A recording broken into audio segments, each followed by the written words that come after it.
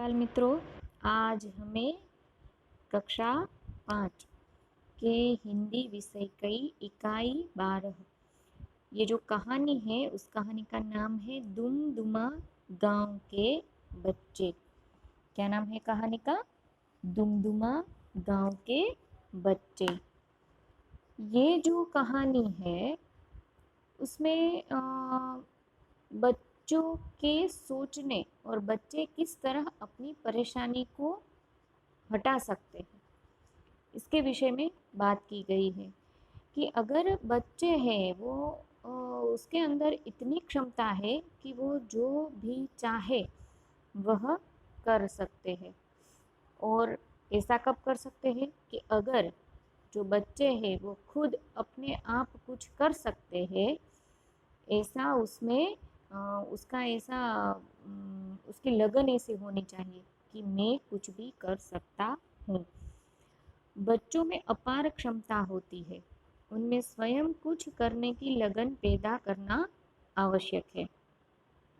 ये जो प्रस्तुत कहानी है दुमदुमा गांव के बच्चे, इस कहानी में ये जो दुमदुमा गांव के जो लोग थे वो परेशान थे।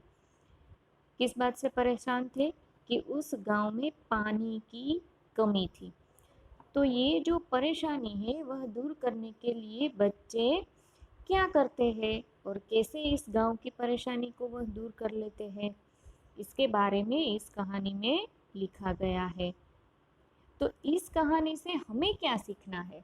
तो हम यह सीख सकते हैं कि अगर हम सब बच्चे साथ मिलकर जो भी सोचते हैं वह हम कर सकते हैं। अगर हमारे गांव, अगर हमारी पाठशाला, अगर हमारे घर में कोई भी परेशानी है तो उसे दूर करने के लिए हम कुछ ना कुछ तो कर ही सकते हैं। तो हमें इस कहानी से यह प्रेरणा, यह सीख लेनी है। अब मैं कहानी पढ़ना शुरू करती हूँ। यह दुमदुमा गांव है। यहाँ हमेशा पानी की कमी रहती थी। खेत सूख जाते, लोग परेशान रहते, पर कोई उपाय नहीं कर पाते थे। बच्चे पानी में खेलना चाहते थे, तैरना चाहते, पर कहाँ? यहाँ क्या लिखा है कि यह जो दुमदुमा गांव है वहाँ पर हमेशा पानी की कमी रहती थी। तो लोग बहुत परेशान रहते थे, उसके खेत भी सूख जाते थे, उसके खेत में कोई भी फसल भी नहीं हो पाती थी। बच्चे पानी में खेलना चाहते थे, तैरना चाहते थे, लेकिन करे तो क्या करे, उसके गांव में तो पानी था नहीं।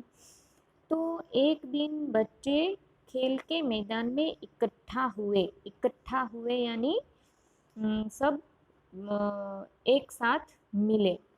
उन्होंने पानी की कमी दूर करने की सोची। वह सब बच्चे इकट्ठा होकर सोचने लगे कि हम अपने गांव में जो पानी की समस्या है उसे कैसे भगा सकते हैं। तो उसके बारे में सब बच्चे सोचने लगे। तो एक बच्चे ने कहा, मैं बादलों से प्रार्थना करूंगा, रोज बरसो। क्या प्रार्थना करेंगे? कि बादलों से यह कहेंगे कि बादल तुम रोज बरसना। बिल्लू ने ऐसा कहा। बादल रोज कैसे बरस सकते हैं? महिमा बोली। महिमा ने क्या कहा कि बादल रोज कैसे बरस सकते हैं, वो तो सिर्फ और सिर्फ बारिश की मौसम में ही बरसेंगे, पूरे साल भर तो वह नहीं बरस सकते। तब फिर क्या हो?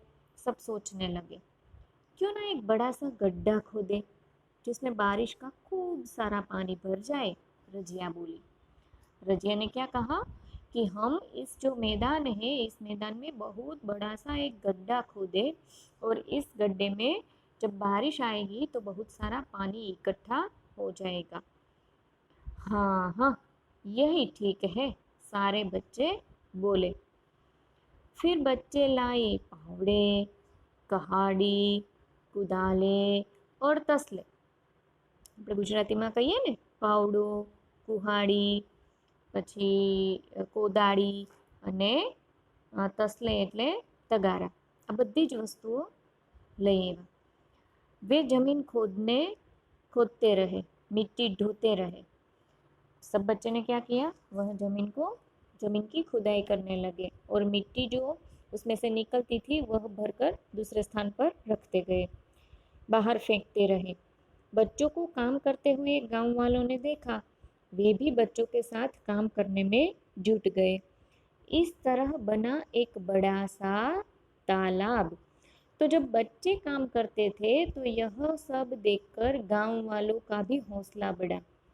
उसने भी सोचा कि अगर ये बच्चे एक तालाब खोदकर इतना बड़ा गड्ढा कर सकते हैं तो अगर हम भी उसमें थोड़ा सा समय का योगदान दें, हम भी उसको मदद करने लगे, हम भी उसे गड्ढा खोदने लगे, तो फिर गांव वाले और बच्चे सब मिलकर वह गड्ढा खोदने लगे। तो उसमें से क्या बन गया, बहुत बड़ा सा तालाब। बरसात में उस तालाब में पानी भरा, पानी से खेतों की सिंचाई हुई, खेतों में मक्का और धान भी लहलहाए। लोग खुश हुए और बच्चे पानी में छपाछप खूब नहाए। तो इसी तरह ये जो दुमदुमा गांव था उसकी जो पानी की परेशानी थी वह दूर हो गई। तो इस कहानी से हमें भी बहुत सारी सीख मिलती है। यहाँ पर नीचे आपको शब्दार्थ दिए गए हैं, ये आपको तैयार करने हैं। प्रार्थना यानी उपासना, विनती, पानी यानी जल, नीर, कमी यानी अभाव, परेशान यानी दुखी, व्याकुल, उपाय यानी युक्ति, तरकीब, बारिश यानी वर्षा, बरसात, और धान यानी अन्न। यहाँ पर हमें धान का अर्थ दिया है चावल। फिर आपको अभ्यास में जो प्रश्न दिए गए हैं वह आपको सोचकर बताना है कि अगर आपके गांव या शहर में पानी के स्रोत कौन कौन से हैं। आपके गांव, आप अगर गांव में रहते हैं तो गांव में, और शहर में रहते हैं तो शहर में, हम कहाँ कहाँ से पानी लाते हैं, हमें कहाँ कहाँ से पानी मिलता है। जहाँ से भी हमें पानी मिलता है उसे पानी का स्रोत कहा जाता है। फिर दूसरा प्रश्न दिया गया है, हम पानी का उपयोग कहाँ कहाँ करते हैं। तो ये तो आप सबको पता होगा कि हम पानी का उपयोग खाना पकाने में, कपड़े धोने में, बर्तन मांजने में, ऐसे कई जगह पर पीने में हम पानी का उपयोग करते हैं। तीसरा जो प्रश्न है, पानी हमारा जीवन है, पानी का अपव्यय नहीं करना चाहिए। अब बताइए कि लोग पानी का अपव्यय कैसे करते हैं। अपव्यय यानी पानी का दुरुपयोग, यानी पानी का बगाड़। तो हम पानी का दुरुपयोग होते हुए कहाँ कहाँ पर देखते हैं, कैसे कैसे पानी का व्यय होता है, यह आपको लिखना है। पानी का अपव्यय न हो इस हेतु आप क्या क्या करेंगे। कि अगर आप किसी जगह पर देखें कि पानी का नल है वह टपक रहा है, तो हमें क्या करना चाहिए कि हम उस पानी का नल या तो बदल दें या तो उसके नीचे एक बाल्टी रख दें कि वह बाल्टी जब भर जाए तो उस पानी का हम उपयोग कर सकें। तो ये मैंने आपको एक उदाहरण दिया। इसी तरह आप दूसरी जगह पर पानी का व्यय होते हुए देखते हैं तो उसका उपाय हम क्या करेंगे। प्रश्न नंबर जो 2 है उसमें छात्रों को अपने गांव या शहर के नज़दीक आए हुए नदी, जल परियोजना, चेक डैम या खेत तालाब की मुलाकात हमें करनी है। ये हम जब स्कूल शुरू होंगी तो हम ये करेंगे। फिर जो प्रश्न 3 है उसमें इकाई में आए शब्द नीचे दिए गए कोष्टक में छिपे हुए हैं, उनमें से ढूंढना है। तो इनमें से एक शब्द है लहलहाए, तो ये शब्द यहाँ पर दिया गया है। अब जो दूसरा शब्द है ये हमें ढूंढना है। तो हमें यहाँ पर एक शब्द मिला है प्रार्थना, प्रार्थना। फिर दूसरा है छपाछप, फिर है दुमदुमा, फिर है यहाँ पर हमें ढूंढना होगा, हाँ फिर है तैरना। तो इसी तरह आपको भी ये जो दूसरे शब्द है यहाँ पर हमको 12 शब्द लिखने हैं, तो यह शब्द इसमें से ढूंढ कर लिखना है। फिर जो प्रश्न नंबर 3 ब, दिए गए इन वर्णों को योग्य स्थान पर रखिए और सार्थक शब्द बनाइए। तो यहाँ पर हमें लिखा गया है 6 दिया गया है, फिर हमें लिखना है। तो 6 प 6 पा, छप छपा, नहीं, यहाँ पर क्या आएगा? छपा, एक, 6 पा 6 प, क्या लिखना है?